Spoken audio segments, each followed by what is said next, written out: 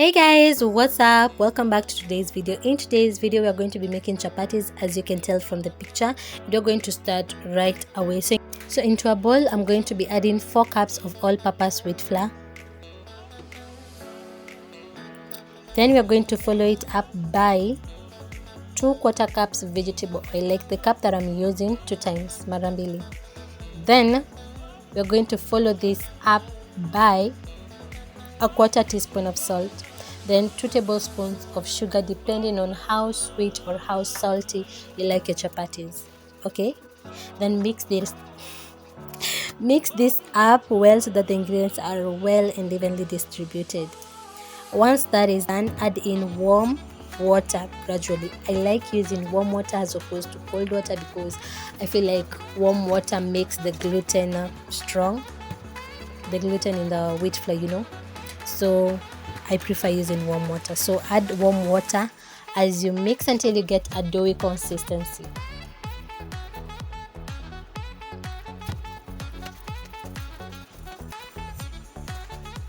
The next step, sprinkle some flour. Like, feel free to add water, flour, as long as you get the right consistency for your dough. Knead your dough well so that all the ingredients are well and evenly distributed again. So once that is done, once you have the right consistency of the dough, once your dough is soft and non-stick, then put it to rest like for 30 minutes or 1 hour, depending on how much time you have.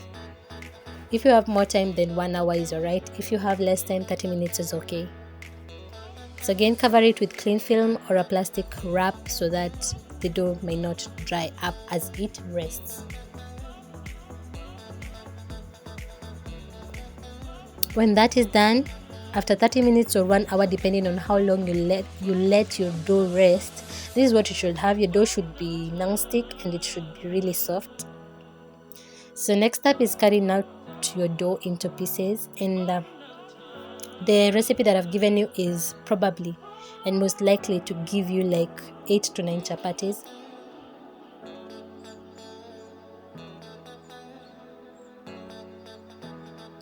So again, use some flour to prevent the dough from sticking onto the surfaces. And this is how I make my balls so that it's easy for me to roll them out into the perfect circle of chapatis. So this is how I make my balls.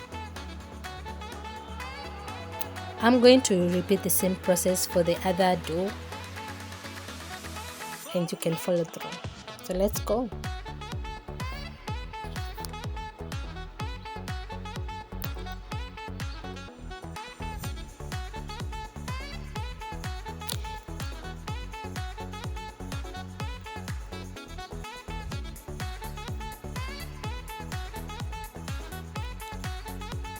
So as you can see, we have 9 chapatis, if I may call them that, because they're not yet chapatis, like I promised, like as per the recipe.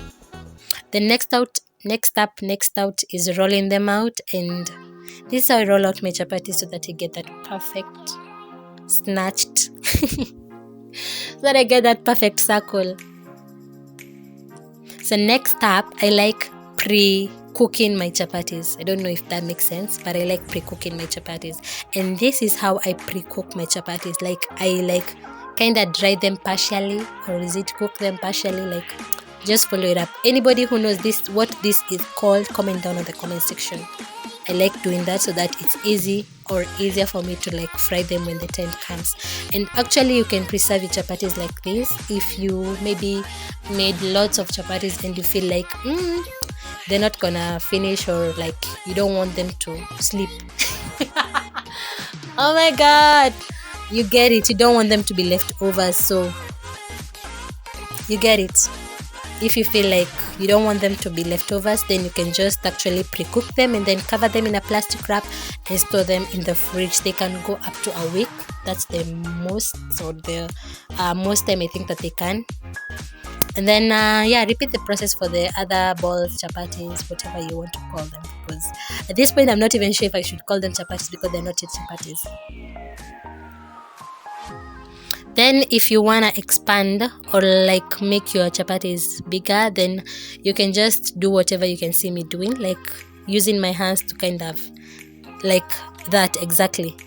That's how you expand them, and that's how you make them round. So after you've pre-cooked your chapatis, this is what you should have. They should not cook like actual chapatis. They should just dry out a little bit.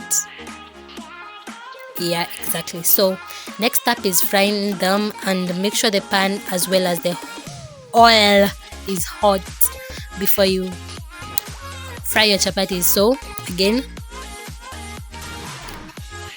give them enough time before you flip them so that you acquire, oh my god, what's wrong with me, that you acquire that perfect brown.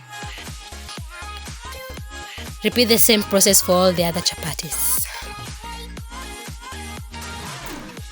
Look at that, you guys. So irresistibly attractive, and they were delicious, by the way. They were delicious.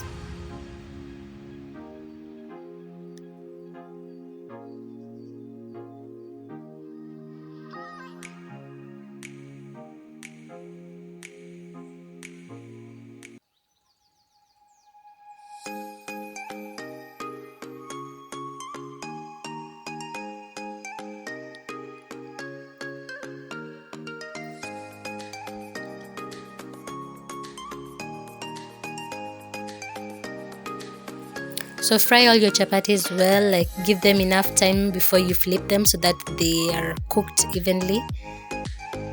And that would be it from me today, guys. Let me hear your thoughts on the comment section, and let me catch you on my next video. Till next time, bye.